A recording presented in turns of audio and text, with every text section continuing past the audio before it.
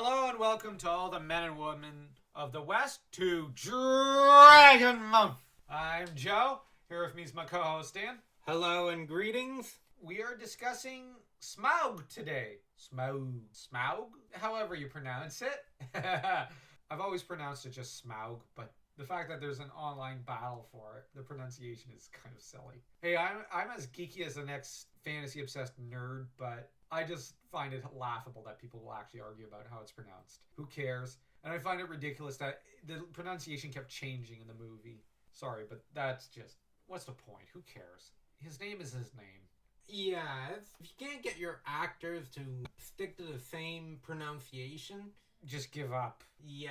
But they should have given up on the movie the minute they realized that just the first 20 pages had been stretched out into 41 minutes and 25 seconds of the first movie. But we're not going to get into that. We're actually going to talk about Smaug from the book, the good adaptation of The Hobbit. Smaug is probably the second Middle-earth villain to appear in the entire Legendarium. The first who appears is really Gollum. Yeah.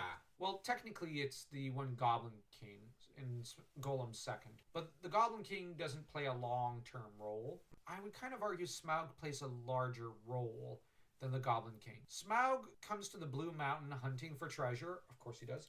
Coming from further east, Smaug comes to the Lonely Mountain in the hopes of seizing the vast quantity of wealth and quality of wealth of the dwarves under the mountain. He's coming from further east, and he chases out the dwarves, and they race off, and then he proceeds to do what Jeff Bezos probably does with all of his wealth, and Scrooge McDuck, and just sleeps on top a mountain of gold, not doing anything with it, only to scream, "Thief! Thief!" when Bilbo steals a single piece of his treasure. Yeah. You gotta love just how insane that is.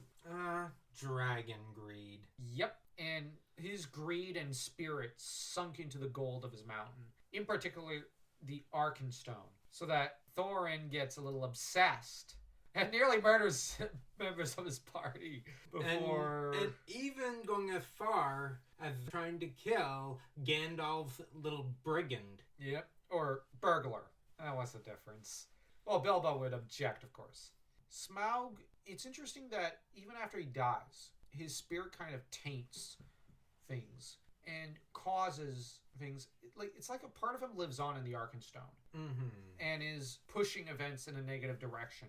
That said, his influence can be felt all throughout the book. From the very first time the characters talk about him, there's a shadow that looms over everything. And I know Sauron's shadow looms over the world, but I'd argue Smaug casts an almost equal shadow. And that's why Gandalf concocted his plan to eliminate Smaug first and then work on trying to eliminate Sauron, or the Necromancer. And the trouble is, Smaug kind of makes it easy, but kind of makes it difficult. He's not terribly foolish. He's not stupid. Yeah. But he's not an active player in the game. I get the feeling he demanded tribute from the local town, Lake Town, but he doesn't really go out and cast much influence. In D&D terms, he's neutral evil. He's not chaotic, he's not lawful, he's just neutral evil. In some ways, he'd much prefer being left alone. Yeah, although anyone he runs into, he burns to a crisp or eats. He's freaking eating dwarves. I've got a theory going about how that could be cannibalism. Okay. It has to do with the Silmarillion. Stay tuned for my next Tolkien video, where I'll be discussing about the origin of dragons in Tolkien's world. See, Dan's interested. So you should also subscribe in order to stay tuned for that.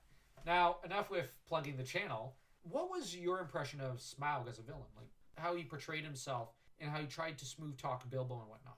The term snake oil salesman comes to mind. Snake oil salesman, that's good. I'll remember that. Because his biggest weapon was be able to talk Bilbo into questioning the dwarves. Yeah, the difference, though, between Smaug and, let's say, his ancestor Glaurung is that Glaurung was successfully able to do that to Turin Turambar, whereas Bilbo is far smarter than Turin Turambar and quickly realizes, he just played me. And I accidentally gave away that I have coordinated this operation with dwarves and with Lake Town. Whoops. And that goes down about as well as one might expect, given Smaug's temper. He tries to smash a portion of his own mountain, which is kind of scary, and goes to burn down Lake Town.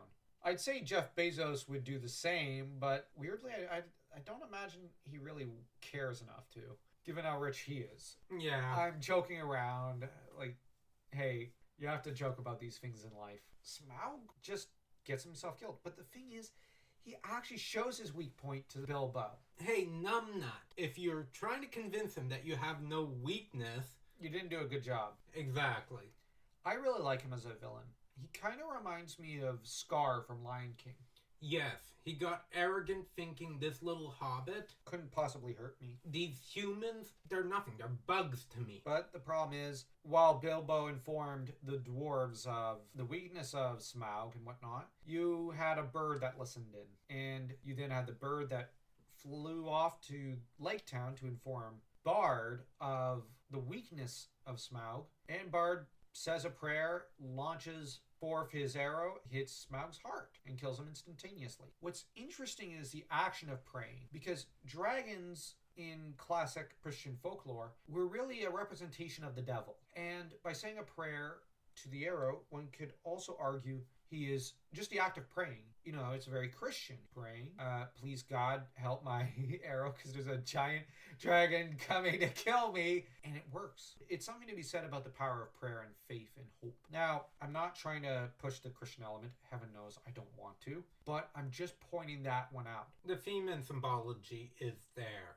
Now, that said, you could also look at it in a Nordic sense because, as well as in the Japanese belief system, and this could be construed as Bard essentially praying and imparting his soul in a way to his weapon. Because, you know, the old saying, a samurai's sword is his soul. Mm-hmm. And you can argue that Bard, as a ranger, as a hunter, his arrow, his bow and arrows would be his soul. I have to admit, I really like Smaug. And that said, I get the sense that he might have been lured further west by the likes of Sauron. And I have the fan theory that one of the ring wraiths had made contact with him and suggested, hey, you know, those dwarves have a lot of wealth. They once had one of the 7 rings of the dwarves. Why don't you come on over and park your rear over there? I'm sure you'd love it. It's nice and warm and cozy. That's the thing. He just suddenly comes out of nowhere. Yeah. And takes the mountain. So that's where I have the theory that was arranged before by Sauron to further weaken the West. The problem is, Sauron kind of then realized, well, I can't really do much with this pet dragon. Leave him as is, leave him where he is, and he ain't gonna harm me. Now the problem is Sauron took his eye off the ball. He should have covered for Smaug, because Smaug was getting cocky. But Smaug dive-bombed, just as Akis did, although he dive-bombed into an arrow and Akis dive-bombed into a mountain. Which one's worst? The arrow. Because he actually said, this is my weak spot? Yeah. And then dive-bombed at the arrow. Well, he was dive-bombing for Bard, to burn him to shreds. Because cinders. At least the mountain, you put up a fight against another dragon. This was a pitiful little human. Hey, this was a pitiful little human with a bird on his shoulder. Yeah. That doesn't make it any better, because to the eyes of a huge, giant evil dragon like Smaug, that should have never happened. Yeah, Smaug didn't really show his best side, but I'm fond of him. I find him funny. He's probably the second fantasy villain I ever saw in fantasy fiction overall. My first encounter with fantasy fiction was at about 5 years old with Sukoden, and Wendy cast a long shadow for fantasy villains as she was such a great villainess. Yeah. I first encountered Smaug at 11 years old, and I remember going, wow, this guy's... Yeah, don't swing a stick at this guy. Instead, take up a bow and arrow. I really like Smaug. I've liked him since I was 11. Mm-hmm. How about you? I actually enjoyed it. Sure, Smaug essentially died to a sliver. Yes. But you know what? He's a great villain. He was a threat to Bilbo. He did have Bilbo questioning himself. He did try and burn Bard. Yeah. Posed a serious threat, yeah. To compare him to Bilbo again, and Bard, they created poetry. They rebuilt a village. What did Smaug do? He destroyed things. He destroyed things. He tried to destroy the bonds of friendship. He destroyed himself. He acted like a devil. Exactly. So if you enjoyed this video, don't forget to leave a like and smash that subscribe button like you're AON smashing the Witch King of Angmar's head off his shoulders.